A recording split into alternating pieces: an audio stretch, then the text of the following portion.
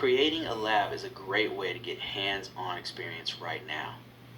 A computer lab is not a clean room where you're wearing a coat and gloves and all that kind of stuff. It's not a server room with racks of equipment. It's nothing like that. It can be in your house.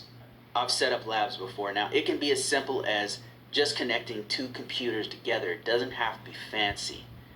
You just want something where you can start and you can play with this technology and start to see how it works for yourself. So you can just connect two networked devices together. But there's also software simulators.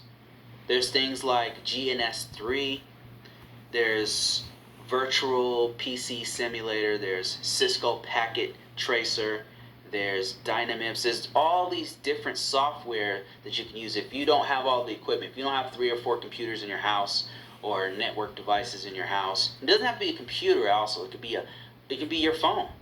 Anything that you can network together and mess around with it without breaking functionality. Or you can break it and do whatever you want, because that's the purpose of a lab. You can do whatever you want with those computers, with those systems.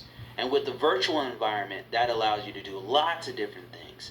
So you might want to try with virtual labs if you don't have any kind of resources, if you're very limited on resources. You can just download. Some of these are actually free, by the way, and it just takes your time and effort and patience to actually sit down and learn it on your own.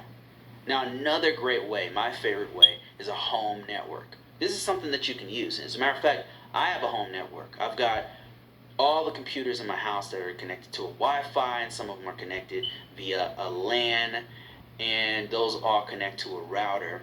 And I'm using these on a regular basis, and so are my kids. They're using their devices, and if anything goes down, guess who they contact to fix it? Me.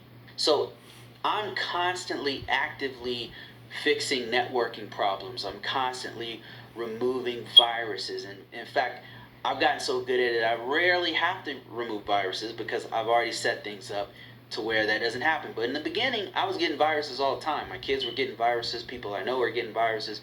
But once I kind of set everybody on the right path, anybody who goes in my network, it's a pretty clean network because I know enough to where I can keep things out. I know that I have to do things like make 2 different accounts on there. One is an admin account, and one is an account for them to mess around on, so that they don't actually surf the web with an admin account and start picking up viruses, because the virus uses their account to download itself.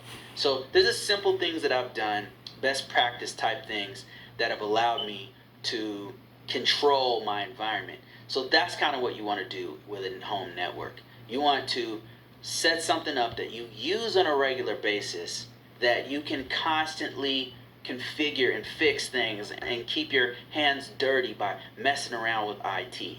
It's a great way to learn.